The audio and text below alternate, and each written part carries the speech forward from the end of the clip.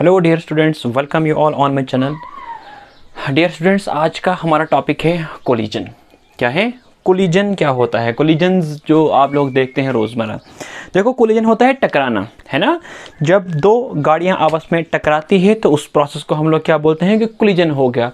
लेकिन फिज़िक्स में कोलिजन्स को बहुत अच्छे से इलाबोरेट किया हुआ है, ठीक है ना। तो व्हाट इज़ कोलिजन? दो बॉडीज़ को हम तब बोलेंगे उन्होंने कोलिजन किया जब वो आपस में क्या करते हैं, स्ट्राइक करते हैं, टकराते हैं। जैसे ये बॉडी आ रही है, ये बॉडी यहाँ से आ रही है, उन्होंने क्या किया, कोलिजन किया। क्या किया? कोलिजन, टकराना। ओके, तो कोलिजन दो किस्म का होता है, एक होता है इलास्टिक कोलिजन, एक होता है इन इलास्टिक कोलिजन। तो there are two types of collision, one is elastic collision and another is in elastic collision.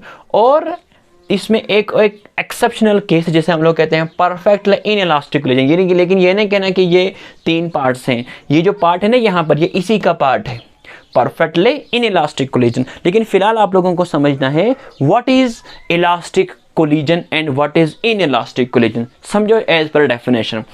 देखो इधर, two bodies are said to be in elastic collision. दो बॉडीज को हम तब बोलेंगे वो इलास्टिक कोलिजन कर चुके हैं अगर उनका मोमेंटम क्या रहेगा, कांस्टेंट रहेगा, और उनकी काइनेटिक एनर्जी क्या रहेगी, कांस्टेंट रहेगी।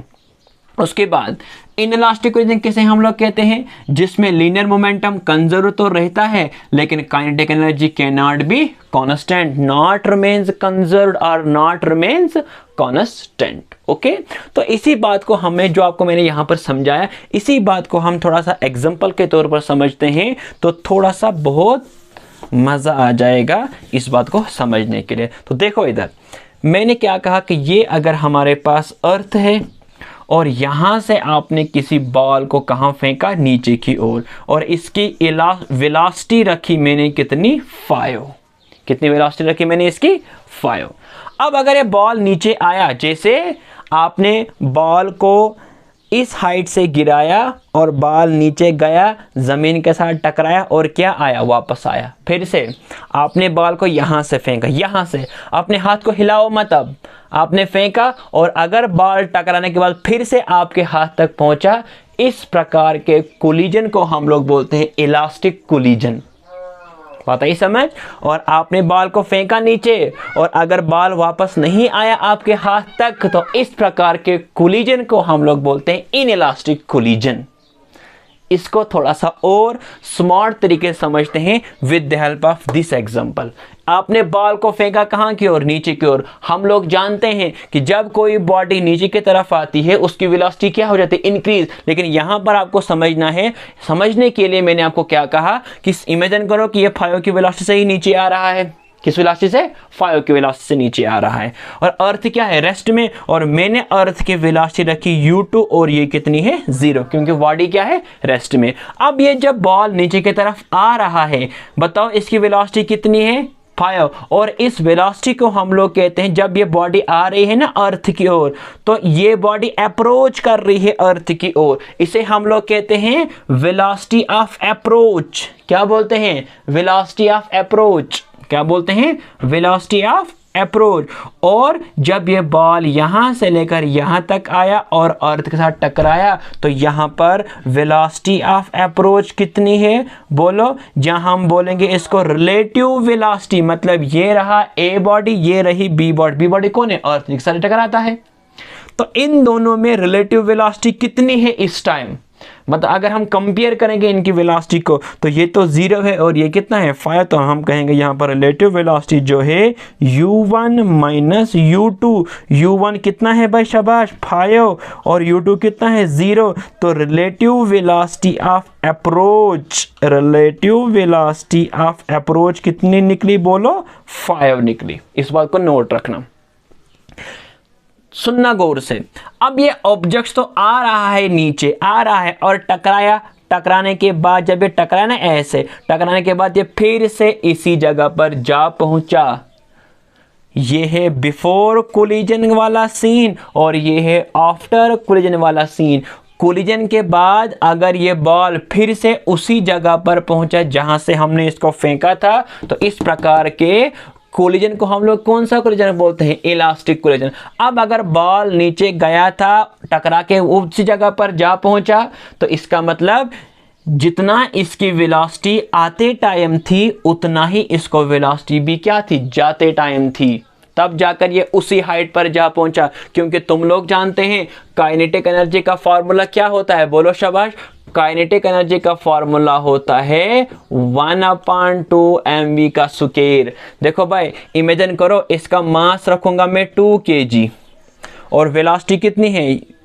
जब ये बॉल आ रहा था ना नीचे, तो हम निकालेंगे काइनेटिक एनर्जी कितनी है। तो आपने निकाला सर 1/2, सर मास है 2 kg और वेलोसिटी है 5, और 5 का स्क्वायर कितना हो जाएगा? ये बनेगा 25। मतलब जब ये बॉल आ रहा था ना बिफोर कोलिजन, तो इसकी काइनेटिक एनर्जी कितनी थी? 25 थी, 25 जूल। लेकिन जब ये बॉल टकराया आफ्टर कोलिजन, टकराने के बाद फिर से उधरी पहुंचा। अब अगर ये फिर से उधरी पहुंचा, इसका मतलब इसकी वेलोसिटी कितनी थी आफ्टर कोलिजन? 5, क्योंकि तभी तो ये उधर जा पहुंचा। तो फिर से अर्थ की वेलोसिटी कितनी है यहाँ पर आफ्टर कोलिजन के बाद? वो कितनी है? 0, क्योंकि अर्थ रेस्ट में है। तो यहाँ देखो काइनेटिक एनर्जी कितनी बनेगी फिर? बोलो। यहाँ पर भी इसकी काइनेटिक एनर्जी 25 ही होगी। क्यों होगी 25? बोलो क्यों? ना ही मास में कोई फर्क पड़ा, ना ही वेलोसिटी में कोई फर्क पड़ा है। तो अगर आते टाइम काइनेटिक एनर्जी 25, तो जाते टाइम भी काइनेटिक एनर्जी कितनी है? 25 जूल। तो काइनेटिक एनर्जी क्या रही है? कांस्टेंट रही है।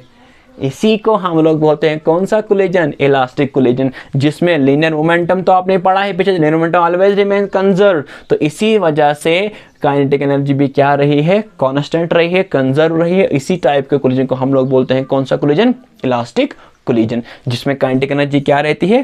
कांस्टेंट रहती है। तो अगर आपको एग्जाम में आ गया कि in case of A elastic collision velocity remains constant, is it true और फॉल? आपको कि सर वेलोसिटी भी रहेगी कांस्टेंट। क्यों? क्योंकि अगर वेलोसिटी कांस्टेंट है तो तभी तो काइनेटिक एनर्जी भी कांस्टेंट है, मास में कोई फर्क नहीं पड़ेगा। बताइए समझ, इस बात को भी नोट रखेगा।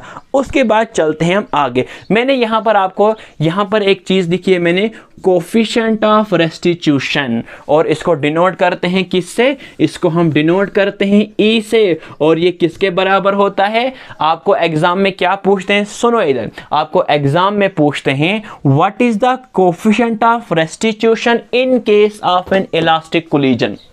तो इलास्टिक कोलिजन पहले होता क्या है? आपने कहा सर ऐसा कोलिजन जिसमें काइनेटिक एनर्जी और मोमेंटम क्या रहता है? कांस्टेंट। और वो कांस्टेंट कैसे रहता है? मैंने आपको ये चीज समझाया। और ये वाला सीन है बिफोर कोलिजन, कोलिजन से पहले, और ये वाला सीन है आफ्टर कोलिजन। ओके, तो काइनेटिक एनर्जी यहां पर भी कितने? 25, यहां पर भी कितने? 25। अब हम निकालेंगे what is the coefficient of restitution. सुनो इधर, एक एक कैसे निकालते हैं हम। देखो इधर, जब ये बॉल कहां की ओर बढ़ रहा था? अर्थ की ओर बढ़ रहा था, मतलब ये अप्रोच कर रहा था अर्थ की ओर, तो इसे हम लोग कहते हैं वेलोसिटी ऑफ अप्रोच। और जब ये बॉल क्या हो गया? जब ये बॉल टकराया, टकराने के बाद सेपरेट हो रहा था अर्थ से, तो इसे हम लोग कहते हैं velocity of separation. Velocity of separation, या आप कहोगे रिलेटिव वेलोसिटी ऑफ अप्रोच, और इसे हम लोग कहते हैं रिलेटिव वेलोसिटी ऑफ सेपरेशन। तो सुनो, अगर आप लोगों को निकालना होता है कोफिशिएंट ऑफ रेस्टिट्यूशन, और वो किसके बराबर होता है? वो होता है relative velocity of separation divided by relative velocity of approach. इस बात को नोट रखिएगा। अब सुनिएगा, what is E? Coefficient of restitution. E is equal to, बोलो इधर, relative velocity of separation. Separate कब हो रहा था ये? After collision. मैंने क्या किया है बताओ? रिलेटिव वेलोसिटी बताओ, इसकी वेलोसिटी भी कितनी थी? यहाँ पर 5 थी। बताओ, अगर हमें इन दोनों के बीच में रिलेटिव वेलोसिटी निकालनी होती है तो रिलेटिव वेलोसिटी कैसे निकालते हैं? बड़ी में से छोटी। तो ये आएगा क्या? v2 जो है 5 है, मैं लिखूंगा v2 minus v1 divided by relative velocity approach. Approach यहां पर कर रहे थे, अप्रोच u1 कितना है? 5, u2 कितना है? 0। तो आप लिखेंगे यहां पर u1 माइनस u 2। अब डालो इसकी वैल्यूज, E इज इक्वल, बताओ V2 कितना है, आपने कहा सर 5, V1 कितना है सर 0, बताओ U1 कितना है भाई, आपने कहा सर 5, बताओ U2 कितना है, आपने कहा सर 0। तो जब आप इसको सिंप्लीफाई करोगे तो ये कितना आता है, 1 आता है। तो इन केस ऑफ ए, बोलो शाबाश, इन case of A elastic collision coefficient of restitution किसके बराबर होता है, आपने कहा sir in case of A elastic collision coefficient of restitution किसके बराबर होता है, 1 के बराबर होता है। और इस बात को नोट रखिएगा, 1 के बराबर है और कोफिशिएंट ऑफ रेस्टिट्यूशन का कोई यूनिट नहीं होता है, because it is the ratio of two similar properties, velocity divide by velocity, है ना, दो सिमिलर क्वांटिटीज का रेशियो है। इसलिए वेलोसिटी, देखो वेलोसिटी में से वेलोसिटी निकालेंगे क्या रहेगा, वेलोसिटी तो बचेगा। वेलोसिटी का क्या होता है यूनिट, मीटर पर सेकंड, यहां पर भी आएगा metre per second, metre per second, metre per second का कैंसल, तो it has no unit. Coefficient of restitution का कोई यूनिट नहीं होता है। और अगर तुम लोगों को कोफिशिएंट ऑफ रेस्टिट्यूशन निकालना होता है तो आपको क्या करना होता है, आपको बोलना होता है coefficient of restitution defined as the relative velocity of separation to the velocity of approach. Okay, तो इस बात को नोट रखना। उसके बाद हम समझते हैं what is in elastic collision. तो इन इलास्टिक कोलिजन क्या हम लोग क्या करते हैं, शाबाश, देखो इलास्टिक कोलिजन क्या होता है, हमारे पास समझो ये हमारी अर्थ है, क्या है, अर्थ, और यहां से आपने बॉल को फेंका और फिर से वही रखता हूं मैं, वेलोसिटी कितनी है 5, और ये बॉल नीचे आ गया। लेकिन तुम लोगों को पता है अगर टकराने के बाद बॉल यहां तक नहीं पहुंचा, है ना, टकराने के बाद अगर बॉल यहां तक नहीं पहुंचा तो इस प्रकार के कोलिजन को हम लोग क्या बोलते हैं, इनइलास्टिक कोलिजन। आपने बॉल यहां से फेंका और जब ये गया नीचे टकराया, तो अगर ये बॉल वापस नहीं आया आपके हाथ तक, तो उस प्रकार के कोलिजन को हम लोग कौन सा कोलिजन कहते हैं, इनइलास्टिक कोलिजन। इनइलास्टिक कोलिजन में क्या होता है, सुनो इधर, बताओ मास कितना है इसका, हमने रखा 2 kg, बताओ वेलोसिटी कितनी, तो काइनेटिक एनर्जी कितनी होगी, काइनेटिक एनर्जी होगी यहाँ पर फिर से वही चीज है, क्योंकि ना हमने वेलोसिटी को चेंज किया ना हमने मास को चेंज किया, तो वेलोसिटी कितनी है, मतलब काइनेटिक एनर्जी कितनी है, 25 जूल। लेकिन जब ये बॉल टकराया अर्थ के साथ, टकराने के बाद ये नहीं यहां पहुंचा, मैंने कहा यहां तक ही पहुंच गया, तो अगर ये यहां तक नहीं पहुंचा इसका मतलब इसकी वेलोसिटी क्या हो चुकी है, क्या हो चुकी है, कम हो चुकी है। वेलोसिटी क्यों कम हो चुकी है, उसको हम, मैंने कहा उसकी वेलोसिटी हो चुकी है फिर 2, या हम 3 रखते हैं, कितनी होगी वेलोसिटी 3। बताओ कोलिजन के बाद, देखो यहां कोलिजन से पहले वेलोसिटी कितनी थी, बताओ 0, तो यहां मैंने कहा रखो यहां पर भी कितनी, रखो यहां पर भी v1, कोलिजन के बाद अर्थ की वेलोसिटी फिर कितनी है, फिर से 0। तो बताओ फिर यहां पर काइनेटिक एनर्जी मत देखो इसको, पहले इसको देखो, बताओ फिर यहां पर काइनेटिक एनर्जी कितनी होगी आफ्टर कोलिजन, तो आपने कहा सर 1/2, मास कितना 2, मास है ना 2 इसका 2, और वेलोसिटी कितनी है 3, तो आएगा 3 का स्क्वायर, ये और ये कैंसिल, 3 3 आर 9। तो देखो आते टाइम काइनेटिक एनर्जी 25 जूल, ज्यादा टाइम काइनेटिक एनर्जी कितना है 9 जूल। तो ये बाकी की एनर्जी कहां हो गई, क्यों नहीं बॉल फिर से अपनी जगह पर जा पहुंचता है। और आप जब बॉल फेंकते हो ना नीचे, तो वहां पर कौन सा कोलिजन होता है, इनइलास्टिक कोलिजन। मतलब रियल कोलिजन अगर हम सोचेंगे ना, ये वाला रियल, ये नहीं है रियल, ये तो हमने खुद सोचा है कि अगर आएगा तो, लेकिन हमने जब बॉल को नीचे फेंका ना, तो वो बॉल वापस नहीं आता है आपके हाथ तक जहां से आपने फेंका। क्यों नहीं आता है वापस, क्योंकि जब आपने बॉल को फेंका, तो आप लोग थोड़ा सा दिमाग लगाओ, जब हम बॉल फेंकते हैं नीचे, कहां की ओर, नीचे की ओर फेंकते हैं, जब बॉल टकराता है ना अर्थ के साथ, तो वहां पर कुछ साउंड एनर्जी आती है, वहां पर कुछ हीट एनर्जी डेवलप होती है। तो वो जो एनर्जी यहां पर जाया हो चुकी है ना, एनर्जी खत्म, एनर्जी आते टाइम कितनी थी 25, ज्यादा टाइम कितनी है 9 जूल। तो बाकी की एनर्जी कहां हो गया, आप कहोगे सर जो रिमेनिंग एनर्जी है ना, वो यहां पर वेस्ट हो चुकी है in the form of sound, in the form of heat. उसकी वजह से ये बॉल फिर से यहां तक नहीं पहुंचा, ये इसी जगह पर आ पहुंचा है। बात आई समझ। तो असल कोलिजन ये होता है इनइलास्टिक कोलिजन। अगर हम इस बॉल के एग्जांपल लेते हैं, बात आई समझ। तो आपने क्या समझा, अब काइनेटिक एनर्जी थी 25 और यहां पर कितने ज्यादा टाइम कोलिजन के बाद 9, तो क्या कांस्टेंट है, नो। इसलिए हम लोग कहते हैं इनइलास्टिक कोलिजन में काइनेटिक एनर्जी कांस्टेंट नहीं रहती, काइनेटिक एनर्जी क्या हो जाती है, लॉस हो जाती है in the form of heat, in the form of sound. उसके बाद अगर हम निकालेंगे what is the coefficient of restitution in case of an in elastic collision. Elastic collision में कितना आया था बोलो, आपको आया था E इज इक्वल टू 1। लेकिन हम देखेंगे अब what is the coefficient of restitution in case of an inelastic collision. देखो क्या था फार्मूला बोलो, V2 minus V1 divided by U1 minus U2, velocity of separation to the velocity of approach. बताओ फिर E इज इक्वल, बताओ V2 कितना है, आपने कहा सर 3, बताओ V1 कितना है, आपने कहा सर 0, बताओ U1 कितना है, आपने कहा सर 5, बताओ U2 कितना था, U2 मतलब कोलिजन से पहले की वेलोसिटी अर्थ की वो भी कितनी थी 0, तो आपने कहा सर ये आ जाएगा 3/5, ये बनेगा 0.6, बनेगा 0.6। तो क्या देखा आप लोगों ने यहाँ पर आप लोगों ने देखा कि in case of an inelastic collision coefficient of restitution क्या होता है, क्या 1 के बराबर है, नो 1 से छोटा है। तो in case of an inelastic collision coefficient of restitution क्या होता है, 1 से छोटा होता है।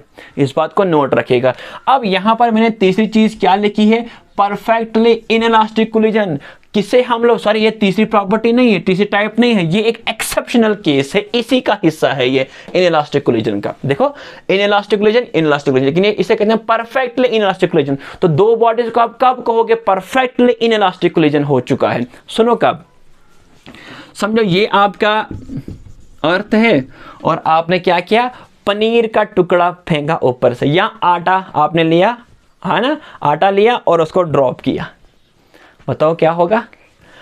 आपने पनीर का पीस लिया और पनीर का पीस आप लोगों ने क्या किया, पनीर का पीस आपने नीचे फेंका ऐसे ऐसे, और टकराने के बाद ये चिपक गया इसके साथ।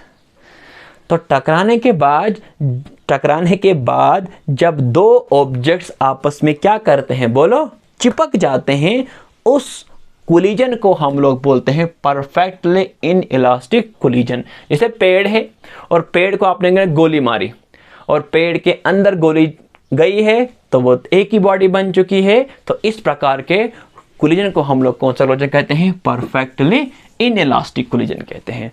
होप ये चीज आप लोगों को समझ में आई होगी। अब आप मुझे बताओगे what is the coefficient of restitution in case of A perfectly inelastic collision.